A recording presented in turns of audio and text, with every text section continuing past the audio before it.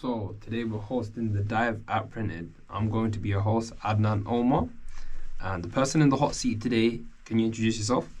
Hi everyone, my name is Bernie Amalafe. I'm the founder and CEO of Printed. So Bernie, I'm going to ask you a few questions to do with your journey and your experience here at Printed, and the things that resonate with you well, and how you see Printed in the future. So I'm going to start by asking you the origin stories of Printed. And what was the moment you actually realized the world needed Printed, and how did that spark evolve into building a 5D AI XR infrastructure? Thank you so much for that question, Adnan. It's a very interesting one. The story of Printed and the journey of Printed actually started a little bit before that.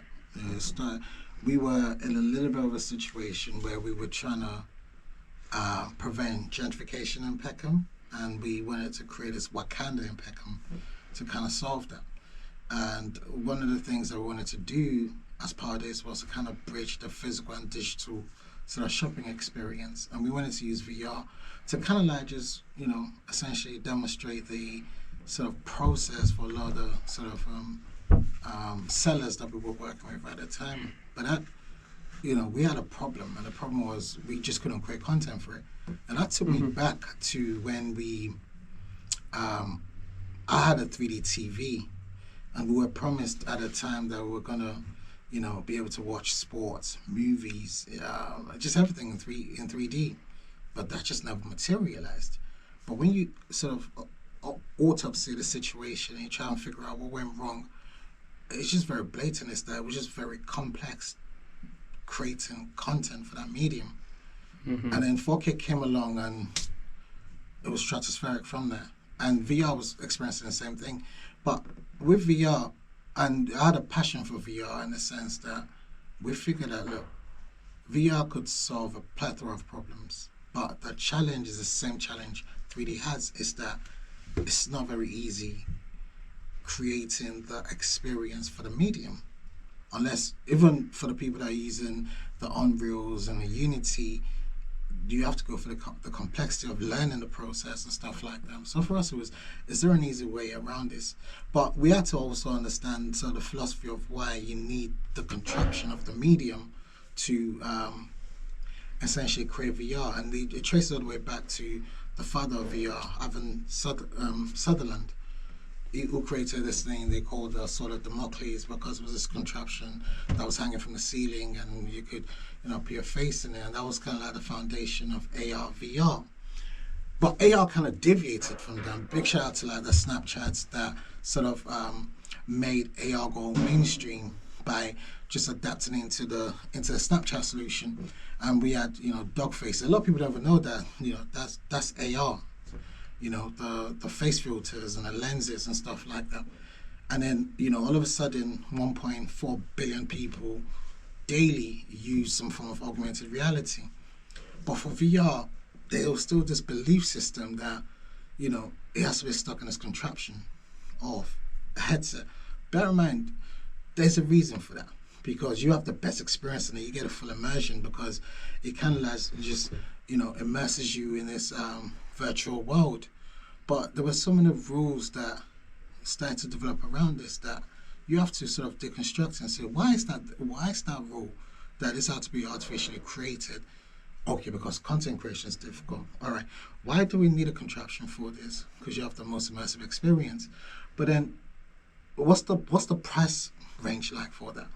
And we were looking at it and saying, okay, the price range for this is, in that kind of range, where you have and of course now in 2025 we have a very expensive range all the way down to sort of the entry point. And shout out to Google. Google created a medium for the entry point, but then the challenge with that was you just couldn't create for it. And then they ended up scrapping it, and then you have a mid-tier with the MetaQuest and stuff like that.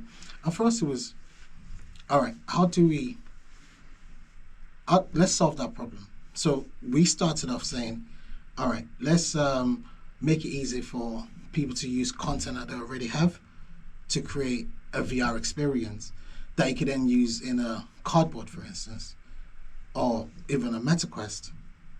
And that's what we did. And we started off with music videos, because music videos are very well crafted in the first place, right? Somebody sat down there beautifully capture the content, edited the content, released it. Some of these videos have helped, artists sort of sell millions of records. So it was a perfect kind of opportunity to be able to create really great experiences that would resonate with people, and then take that experience and even make it a lot more immersive by allowing people to be able to put that in a VR headset. So for us, the philosophy was let people create content from anything they have, from already existing videos, and if they want to create something new, let them use their smartphones, let them use the DSLRs, let them use the 360 cameras and stuff like that.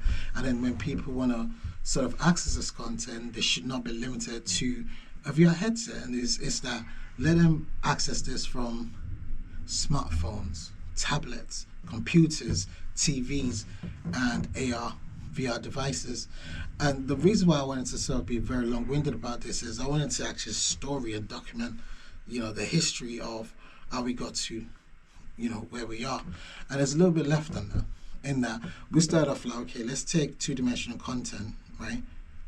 In the one-dimensional approach that we used to take with it, and let's make two-dimensional content become a bit more three-dimensional, right? And then the whole point of it was, okay, now that we have, normal content of VR, let's add augmented into that so that we could have AR, VR, and mixed reality, so that we can sort of unify the extended reality umbrella. But then we wanted to take it one step further and say, all right, we've done that over the top sort of content. Can we do that for live streams as well? And that was the next step for us, was let's bring live streams into the conversation. And then once we did that, we were like, okay, we've done that, what's next? And for us it was, all right, when we start looking at the way we see the world around us, we see the world in a four-dimensional way, in the sense of, according to sort of Einstein and Minkowski, we see the world in 3 dimensions of space and the fourth bit of time, right? And it's us being able to sort of interact with the world around us in that sort of approach. So when we looked at it, we say, the best way to translate this is to allow time-based interactions within 2D and 3D experiences, and that's what became 4D for us. But in all of this, there's always this underlying thing of there has to be equity and inclusion in this. Everyone needs to be able to benefit from this opportunity or from these kinds of experiences. And more importantly, we want people in the physical world and the digital world to be able to sort of have this, to bridge the two together and allow people to have that equity in both of them. And it was a no-brainer for us to look at, so when you look at what we've done with the 2D, 3D, 4D, it was all about extending reality, right? By bridging the digital and the physical.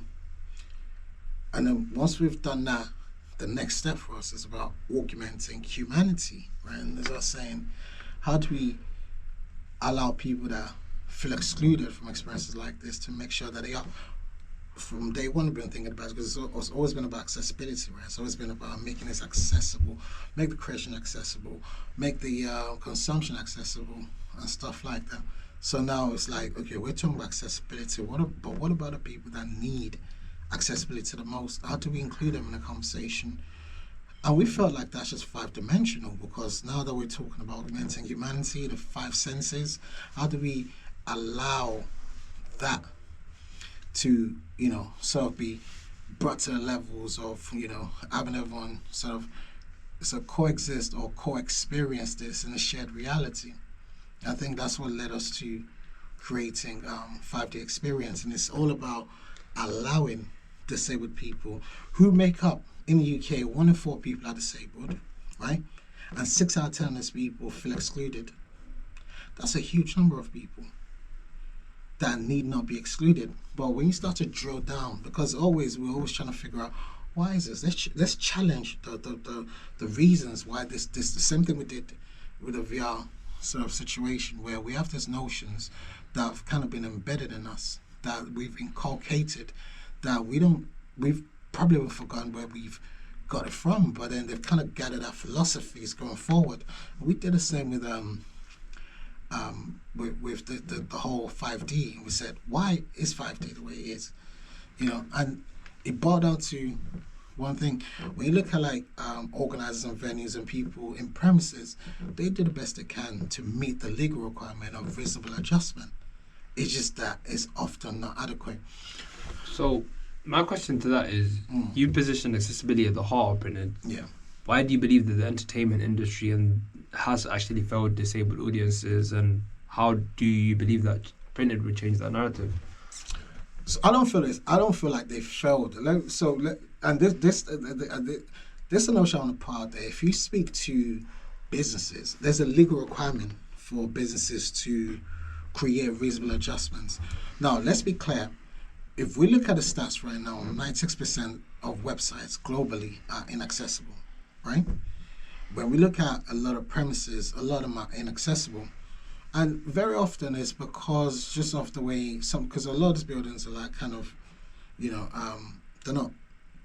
kind of older buildings. So when you look at them, a lot of them are not accessible. People try the best that they can. And the way the law's also formulated, it says reasonable adjustment, but all of that is on the case-by-case basis, is means sort of based. And the challenge with that is when you make things means-based, is that people do the best that they can, but that's all they can do. Someone bragged and said, like we would, in this particular store, every morning before everyone else comes in for shopping, we would dim the lights and make it very accessible to people. And that's the best it can do. But this is where the problem is that for 1 hour a day you do that, right? People that miss that have to wait till tomorrow. People that want to sort of have experience with their friends and family, they, if they miss that little window, they have to wait till tomorrow. Is there a way to sort of augment this? And for us, it was like, okay, we got XR on lock. We have a lot of AI knowledge, and we wanted to do something with AI that's going to be around legislation and impact. Most importantly, impact. So we said, look, think about this, right? We're talking about LLMs. We're talking about all these different, AI terminologies. If AI is able to customize a user's environment and personalize it, because if you spoke to the 16.1 million disabled people in the UK right now, you say, okay, they will tell you my disability should be priority. You should be the one addressed the most. That's what they'll tell you. And they're not wrong, because disability affects everyone differently. And your personal experience of it is priority to you. So for us, we need to create a solution that would meet them at that point of need, and we'll prioritize that, and that's what we use AI to do. So to answer your question, failed. So do you feel like they failed? I don't feel like they failed. I feel like everyone's doing the best they can. I just feel like it's inadequate. It's inadequate because. So you plan on changing the narrative? Absolutely, and we feel like this is where the power of AI comes in that. Because it's about that equity. It's about how do we balance the equation and bring everything back into equilibrium, right? And this is where AI plays a beautiful role in that you could personalize environments to people in the short term, and then when you start to look at the longer term, we'll start looking at agentic, like somebody that wants to attend an event is now able to, put that information forward to AI, and AI is able to sort of, in an agentic format, right, personalize the person's request, recommendation. So let's say someone is in London who has accessibility challenges, right, and they wanted to attend an event in, say, California, for instance, right? So let's say today's Monday, they want to attend it next Friday.